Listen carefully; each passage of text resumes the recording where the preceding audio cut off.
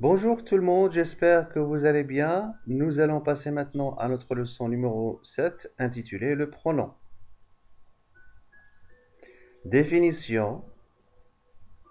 Comme son nom l'indique, le pronom est le remplaçant du nom. En général, il a les mêmes fonctions que le nom qu'il remplace. Les pronoms sont pronom possessif, pronom démonstratif, pronom indéfini, pronom interrogatif et pronom relatif.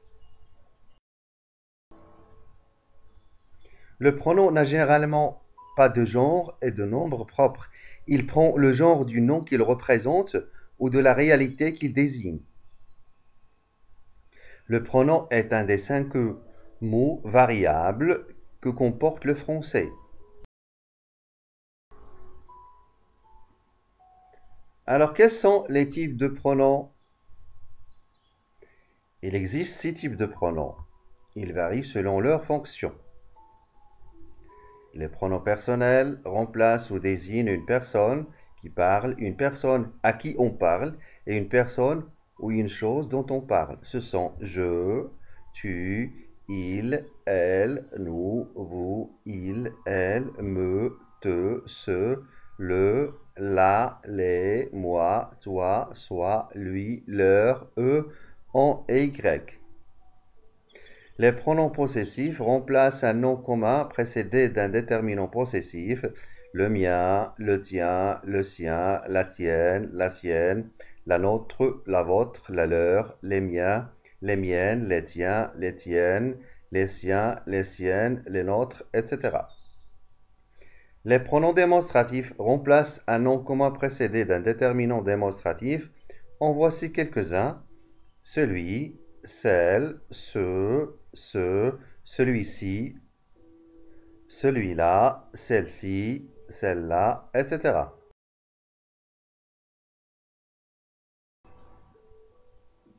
Les pronoms indéfinis remplacent un nom commun précédé d'un déterminant indéfini. Ils désignent un nom ou un groupe nominal dont l'identité reste vague et où le nombre imprécis. Ce sont personne, nul, aucun, quelqu'un, quelque chose, chacun, peu, certains, quelques-uns, plusieurs, beaucoup, la plupart, etc. Les pronoms relatifs introduisent une proposition subordonnée relative. Ce sont qui, que, dont, où, lequel, laquelle, auquel, etc.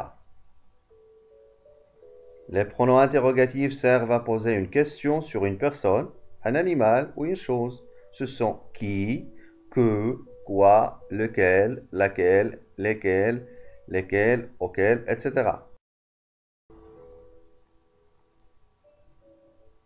Exemple, j'ai croisé Marie, elle allait à son travail. Elle est un pronom personnel qui remplace le nom de la personne Marie. Tiens, je te donne ma règle car j'ai perdu la tienne. Donc la tienne est un pronom possessif, il remplace règle qui est une chose que l'on possède. Nos vélos sont ici, celui-là est à moi. Donc celui-là est un pronom démonstratif utilisé pour remplacer le vélo que l'on veut montrer. Quelqu'un a pris mon tricot. Donc quelqu'un est un pronom indéfini. On l'utilise car la personne dont on parle n'est pas bien définie. Je me souviens de la farce que tu m'as faite. Donc que est un pronom relatif. Il remplace le nom la farce dans la subordonnée relative que tu m'as faite. Lequel de ces 2 livres préfères-tu?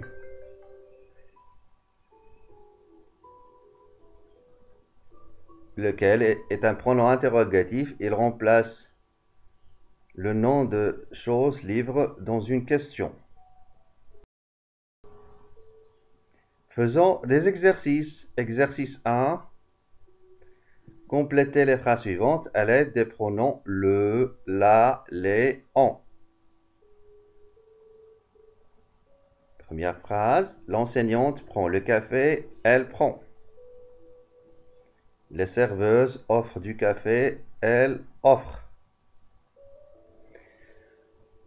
La troisième phrase. Je boirais bien un café. Je boirai bien. La cuisinière met de la farine et du sucre dans le gâteau. Elle met dans le gâteau. Le cuisinier ajoute les framboises. Il ajoute. Le client demande des fraises. Il demande. Paul et moi payons la facture. Nous payons. Exercice numéro 2. Complétez les phrases suivantes à l'aide d'un pronom ou d'un nom. Première phrase, les enfants pourront visiter ce musée dans l'après-midi. C'est à vous, Pierre, que j'adresse ce poème. Toi et nous sommes unis pour la vie. Le ministre et sont heureux d'annoncer le nom du gagnant. Vous aviez raison, Paul est.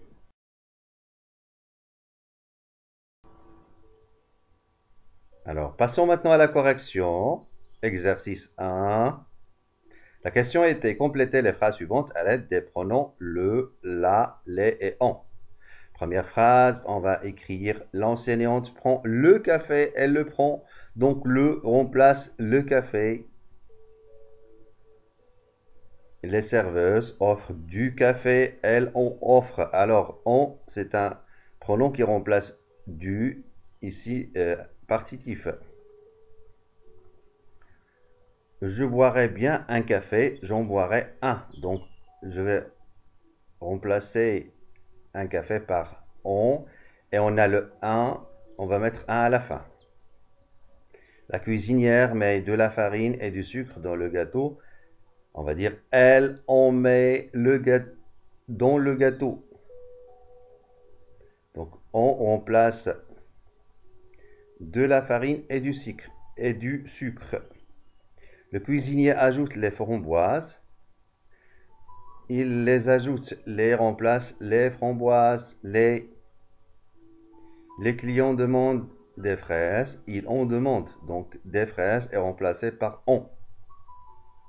Paul et moi payons la facture. Nous la payons. Donc, là remplace la facture.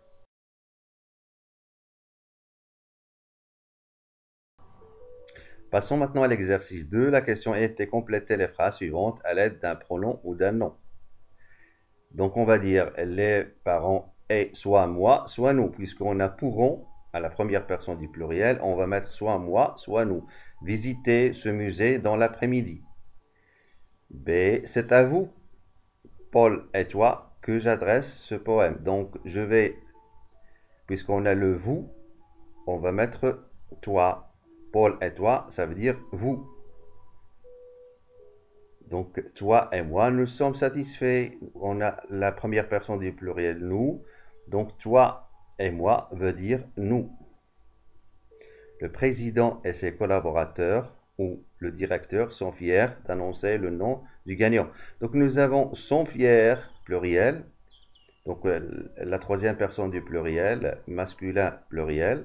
On va mettre soit un nom au pluriel masculin ou un nom masculin singulier pour avoir son fier à la troisième personne du pluriel masculin pluriel, bien sûr. Vous aviez raison, Paul et toi, on va mettre toi ou vous puisqu'on a le vous.